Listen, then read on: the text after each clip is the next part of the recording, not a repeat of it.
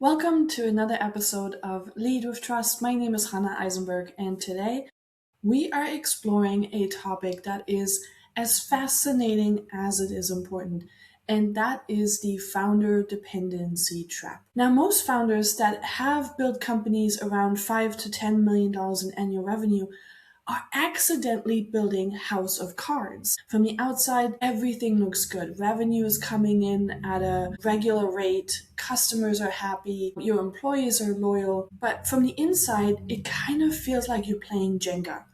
You take out one brick and the whole thing will come down. So it always feels like you're one move away from the whole thing coming crushing down. And today I'm going to show you why that fear is not only rational, and why it's not your fault, but most importantly, why the things that you're probably trying to do to fix it are making it worse. This phenomenon is called the founder dependency trap, and by the end of this episode, you will know exactly where you are in it. Over the last 15 years, I have worked with dozens of companies from around 2 to 20 million in annual revenue. And here's something that I noticed that happens at 5 to 10 million that doesn't happen at 2 million. Deals stall without you.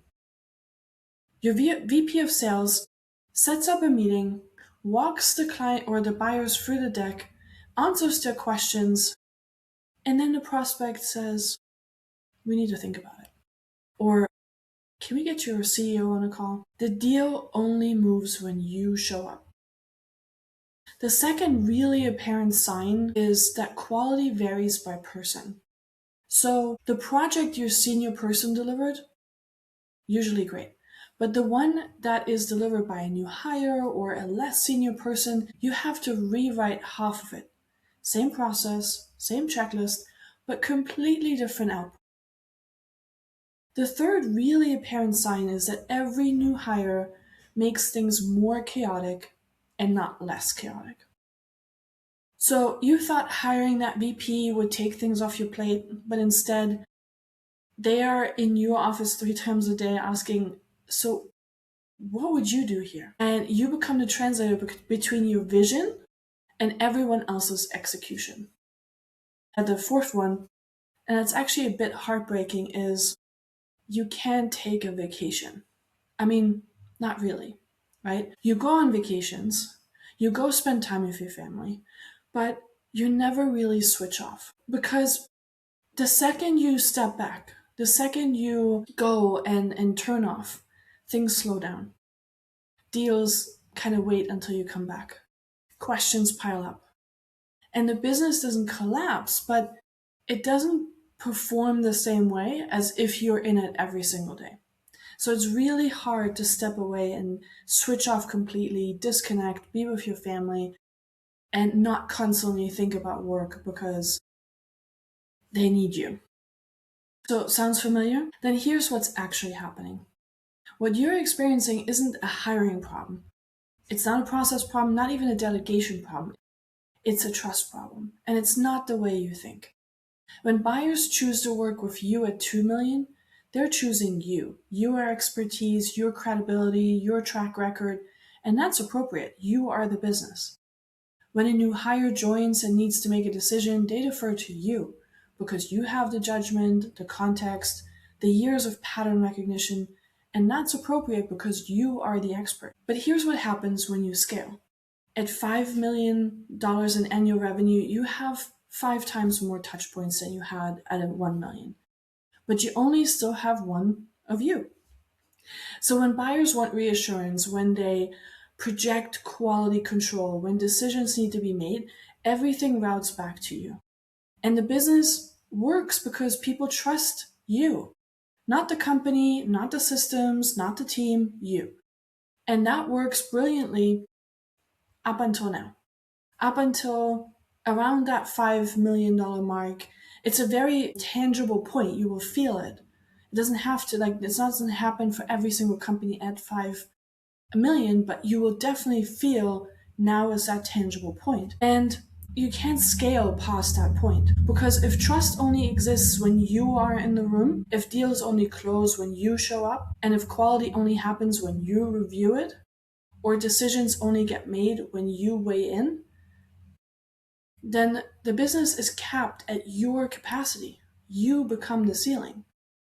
So let me show you what that typically looks like across the 5 stages from startup to about 20 million. Okay? So we're going to run through this really quickly. So at stage 1, messy startup, 0 to 2 million in annual revenue, and you are it. Everything runs for you. And it should. You are closing every deal, you're solving every hard problem, you're setting every standard. You are the product. And that's exactly what it should be at this stage. Now, when you're getting past 2 million-ish to about 5 million, that's when you need to start to scale, right? And you start hiring a team. Your revenue grows and you're still in everything. You're the one approving sales decks. You're jumping into deals. You're reviewing marketing's work. You are stretched thin, but it's still kind of working. But man, you're starting to wonder, am I really bad at delegating? Like, is this what it should be? If I'm feeling like this is a 3 million, how am I going to feel at 5? How am I going to feel at 8? How am I ever going to make it to 10? So that's why we call this sort of phase the crunch phase. Now in stage 3, that's around 5 to 10 million, you're really honestly starting to build systems. The pain of stage 2 has gotten way too far to bear, and it's too hard. You're starting to feel burned out, and you're really earnestly starting with your team to start building systems. And this is probably where you are right now when you're listening to this podcast or you're watching this video. You're documenting processes. You're hiring senior people. You're building the playbooks. But deals still need you. The quality still varies. New hires still ask, what would the founder do? And you're kind of spinning wheels. You're trying to scale, but dependency on you hasn't actually decreased. You've just gotten better at triaging the fires you need to put out yourself and which you can pass on. And that's the trap. That's where most companies get stuck. Now, the companies that break through, the ones that get to 15 million, to 20 million and beyond, they do something different. And they crack the code on this problem. And I want to show you what that would look like. So as they are progressing to what we call systematic trust stage, around 10 to 15 million in annual revenue, something really shifts, right? The deals close without you in the room. Not because your team is winging it, but because buyers trust the company, not just you. Quality stays consistent because there's actual standards everyone follows, not just do what the founder would do. New hires ramp up faster and more consistently to get to the quality of work that you need them to do because they are learning from documented processes, not reading your mind or not observing a salesperson and learning through osmosis. And that's when the business starts running without you. Someone recently said it beautiful, that's when the business earns its wings to fly. It's almost like you've been parenting a child before that really needed to depend on you and you needed to provide all those things for it. And now your child grows up to become a teenager and you need to set those ground rules, but you need to let them fly. And that's kind of what this feels like. Now at stage 5, now you pass 15 million and plus. Now trust can scale. Now you are the architect, not the operator. You're still involved, but you're working more on the business, not in the business. You are the one who actually gets to form the vision and the culture and the big strategic bets. But you're not reviewing decks, you're not rescuing deals. And your company has a reputation that exists independent of you. Growth feels like execution, not just exposure. So here's a question.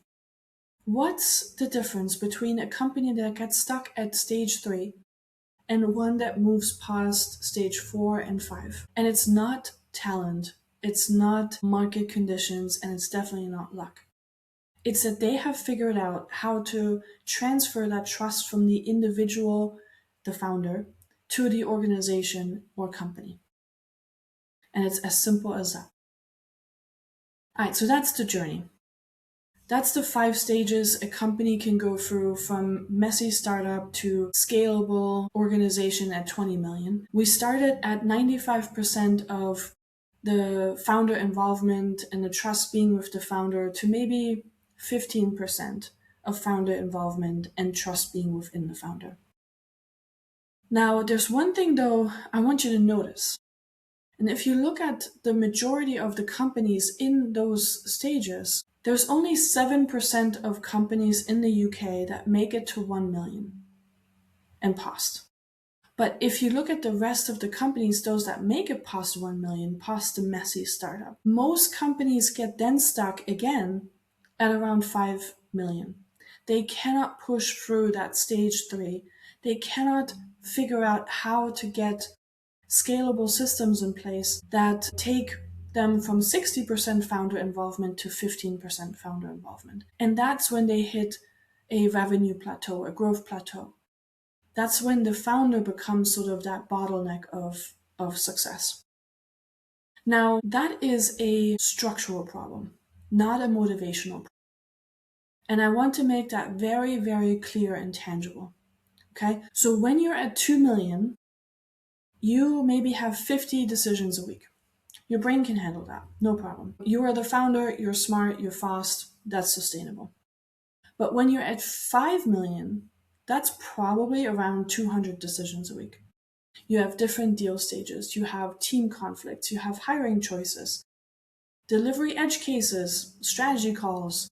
You are absolutely stretched thin, but you're kind of managing. You're tired and you're starting to feel like you're gonna get burned out, but it's just manageable enough that you can keep on going. But here's the mathematical reality. There's only one of you. And at 8 million, and if you maybe have 800 decisions a week, right, because those grow exponentially, you have multiple sales cycles across different segments. You have client escalations. You have team performance issues. You have product roadmap conflicts. You're hiring for roles you've never hired before.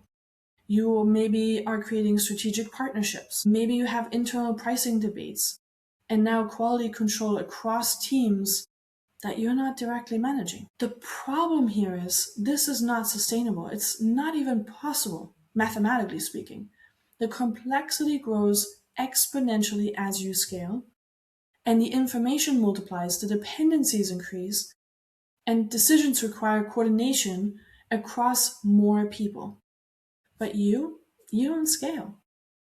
You have only 24 hours. You only have one brain and finite attention. Now, research shows that as organizations grow, information multiplies, dependencies increase, and decisions require coordination, not just intuition.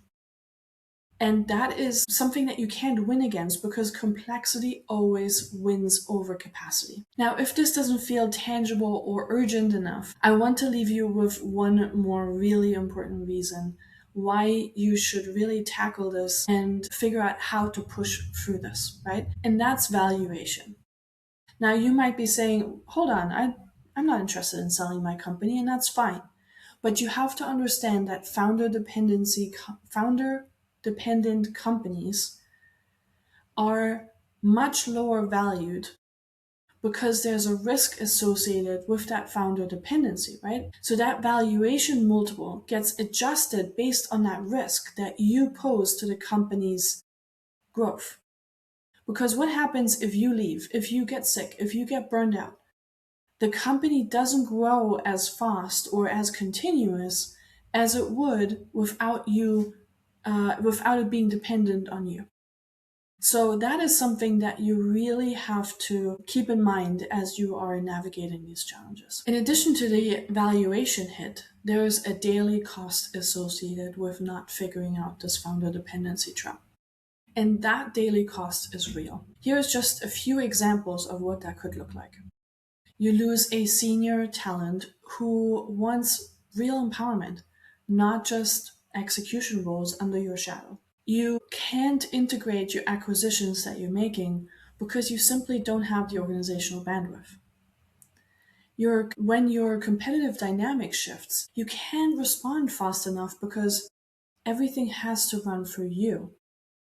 It's basically you're slowing down the company to pivot and adjust quickly enough because, again, you're a finite resource. And businesses who have reduced that dependency, they are shown to move faster based on research, and they integrate acquisitions more clearly, they attract stronger leadership, and they negotiate from a position of real strength. If you negotiate with PE partners, with strategic buyers, with senior hires from a position of structural weakness rather than genuine confidence, that's sort of when that fragility becomes real. And the scary part is not whether the business works, it clearly does, right? The scary part is that the reason it works might be because of you, your personal credibility, your network, your instincts, your presence in the deals, and your ability to patch gaps. That creates that quiet fear that scaling won't multiply the business. And people might not say that out loud, but there is a lot of times a nagging feeling with those stakeholders that we just talked about. And they will test it.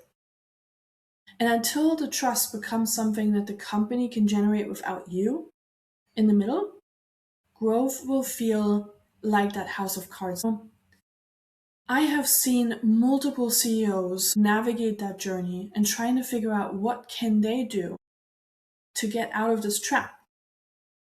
So if you are stuck in stage 3, at that 60% founder involvement where you're really stretched thin and you're probably trying things to fix it already.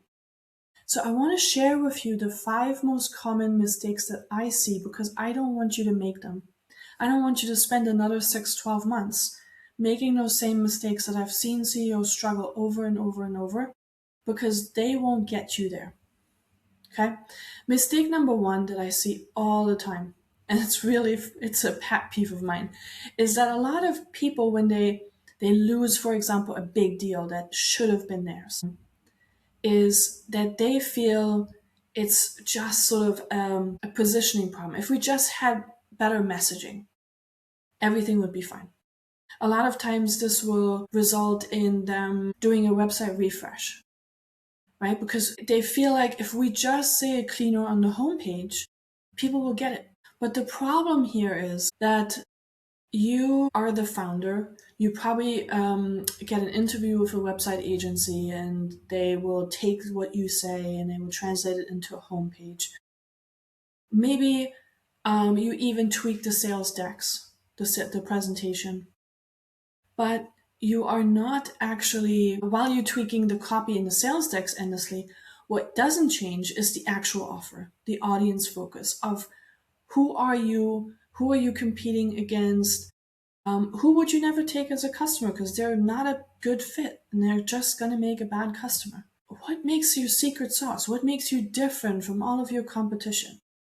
None of that becomes clear. The value doesn't become clear. So a lot of times I see this then play out as request a quote because we can't really explain on the website what our value is and we have to have that conversation with salespeople. And if we can get the buyers only into those conversations with the salespeople can explain it, etc., etc. I've seen this play out in so many different ways, the same story over and over again. But that isn't actually going to solve your problem because everyone in the organization still has this very slightly different version of who you are. And your value still isn't 100% clear. So clarity isn't about the words on a page. It's about whether your entire organization can tell the story of who you are, who you serve, what problem you solve, and why it matters in a consistent and coherent way. Mistake number 2 is something I just started to allude to a little bit.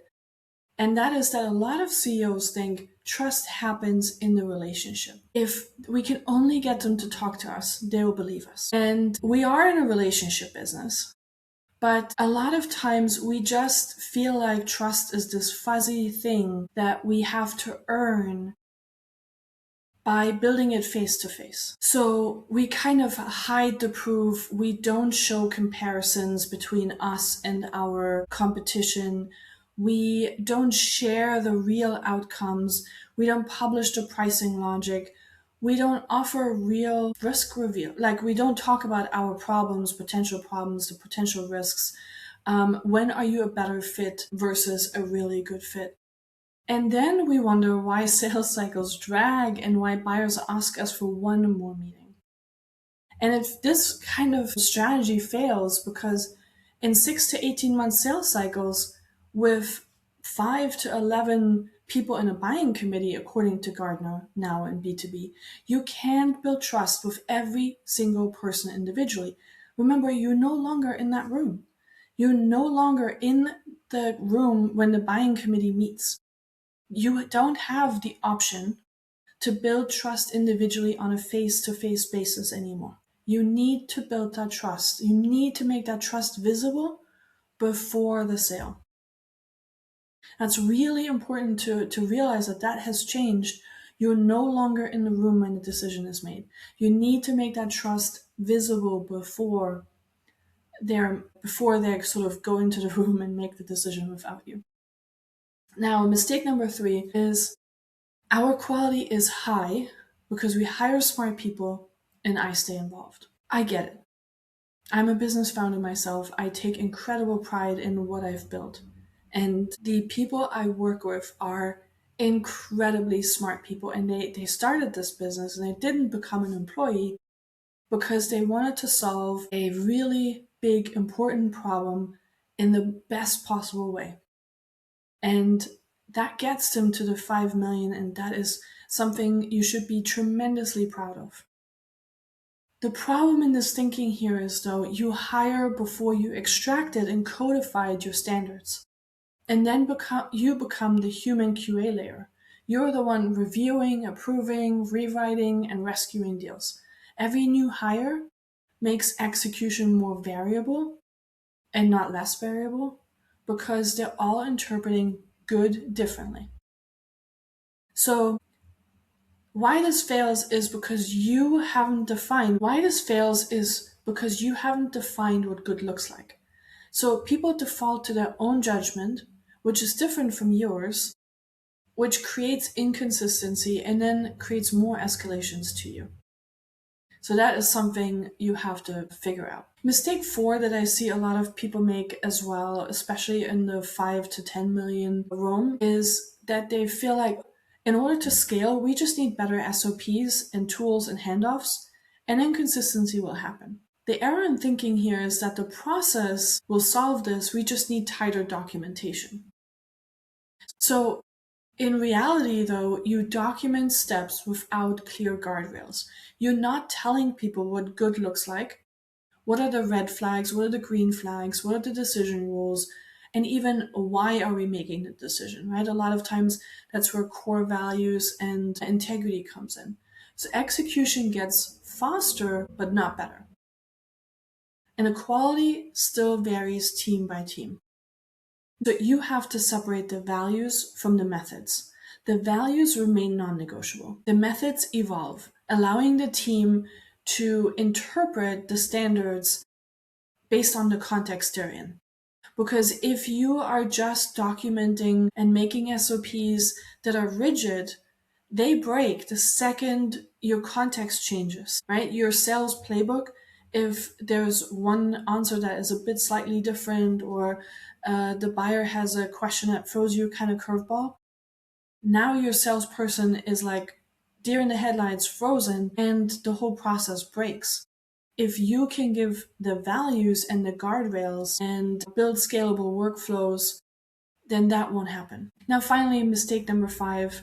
I don't see this being made as often as the other 4, but it's a very big differentiator, so I really wanted to mention it here. When you are in a competitive evaluation, and buyers do evaluate you constantly against other vendors in the market, then a lot of times CEOs think, oh, we're in a competitive evaluation, we just need to win this feature comparison.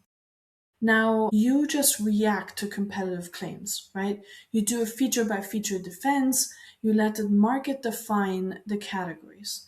So you're getting sort of stuck in that narrative and you're being evaluated truly as a commodity. Why that fails is because you're letting someone else frame the conversation. You're not the one shaping the narrative, you're just responding to it. And that keeps you in a comparison trap forever. Now we looked at the 5 most common mistakes I've seen CEOs make trying to push through that growth ceiling that gets them sort of stuck in that founder dependency trap. But I want to not just tell you the negative, I want to leave you with a how do you get out of this? What's the next step? What's the sort of resolution of this? And while I'm not going to go, because there's a part 2 to this where I really walk you through the whole journey as a sort of coin flip of what that should look like in another episode, because it's already a long episode here. I want to share with you that there's a really critical point happening right now. If you are between 5 to 10 million right now, you are in a critical decision window and you have some important decisions to make. This is when you have enough revenue to invest in infrastructure, but you're not yet so complex that you're in crisis mode, right?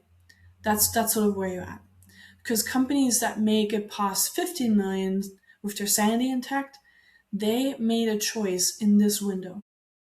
So essentially you have 2 choices. There's 2 paths you can go down.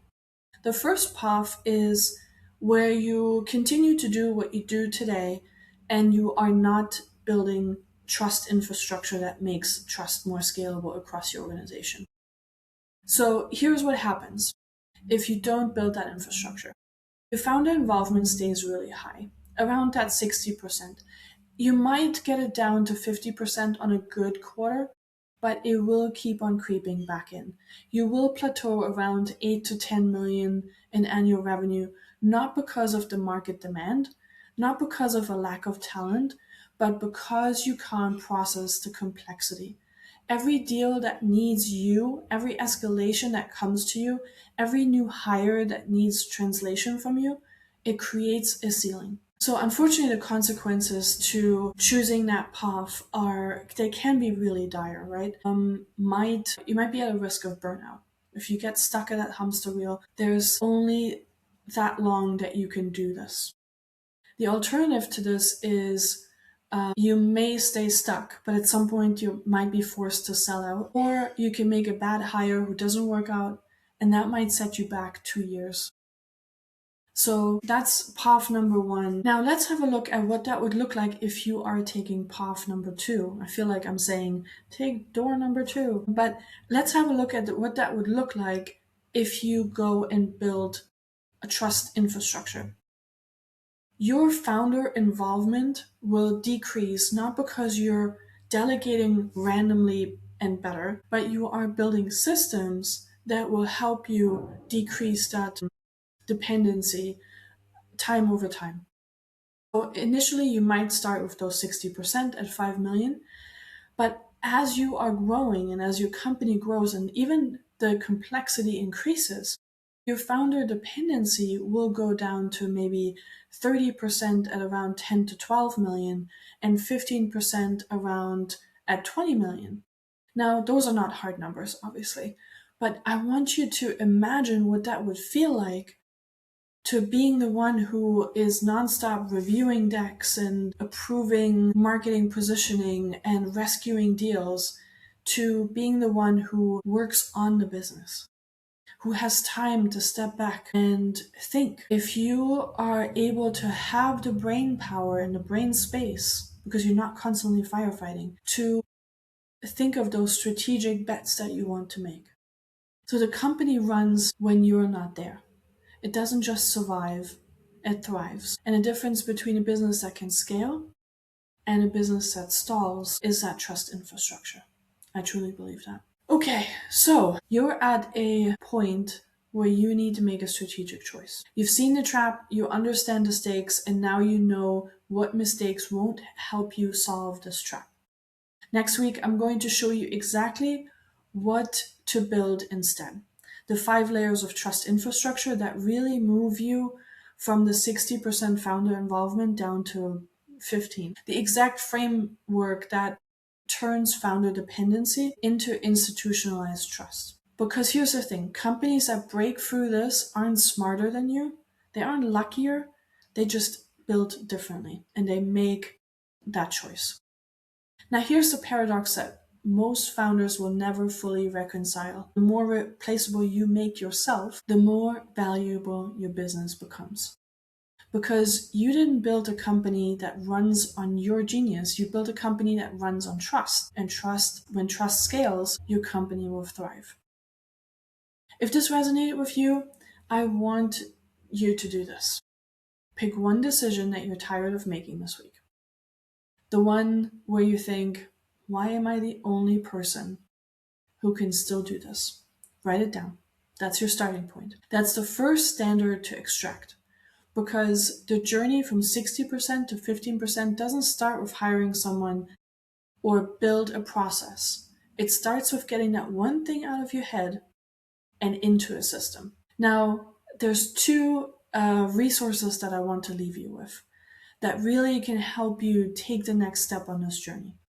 The first is I've created a B2B buyer confidence scorecard, and it will take you 3 minutes. It's 20 questions, and it will get you a clearer understanding of where trust is breaking down within your buyer's journey and where to fix it. So if you are still, as a founder, stepping into deals late, if you still losing deals that should have been yours, take that and it will help you identify where are those first maybe aha moments or that first standards that you should be extracting, because it will clearly show you where in the sales process that trust is breaking down, where it depends on you and that's why your team can't move forward. And if you want to dive deeper on what exactly is that trust infrastructure that we talked about, those 5 layers, I will be hosting a webinar on the 5 steps to predictable trust-led revenue. And I'll put the link in the show notes below. Next week, we're going to explore the exact 5 layers that you need to build to get out of this trap. So I hope to see you next week. Bye-bye.